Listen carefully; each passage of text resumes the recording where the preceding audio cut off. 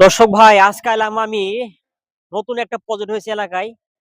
এই প্রজেক্টে শুনলাম মাছ, এই প্রজেক্টের মাছ সবচেয়ে ভালো, বুঝছেন। এই প্রজেক্টটা হলো আমাদের মাটিয়াগোড়া গ্রামে।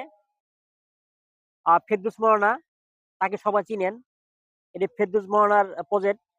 আজকে দেখি ফেরদৌস ভাই প্রজেক্ট থেকে কি মাছ উঠতেছে, এখানে কি উৎপাদন সে করছে, কি কি মাছ।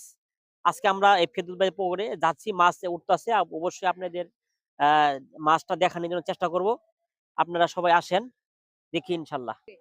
দর্শক ভাই, অলরেডি আমরা ফেরদৌস ভাই পড়ায় পড়ছি। আপনারা ভিডিওটা ঢাকা দিবেন না, মনোযোগ দিয়ে ভিডিওটা দেখবেন। আজকে আসেন ফেরদৌস ভাই প্রজেক্টে কি মাছ, এখানে আমার ফেরদৌস ভাই প্রজেক্টে কি মাছ উৎপাদন।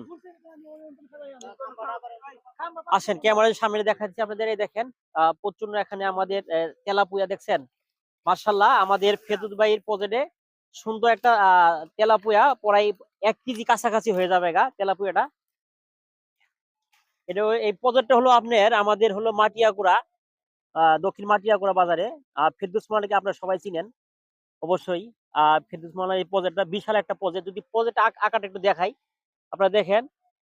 প্রজেক্টে আকারটা কিন্তু অনেক জায়গা নিয়ে সে প্রজেক্টটা করছে। আপনারা যদি কেউ মাছ কিনতে চান অবশ্যই, তাহলে অবশ্যই ফেরদৌস ভাইয়ের সাথে যোগাযোগ করবেন। দেখেন প্রচন্ড মাছ কিন্তু এখন উড়াচ্ছে তারা। এই যে আমার ভাই আছে অনেকজন, মাছ কিন্তু এই জায়গাতে উড়াইছে, আবার এই জায়গাটা নিচ্ছে আর কি। এই মাছগুলো আসলে অলরেডি কিন্তু ঢাকা চলে যায় বেশি অংশ।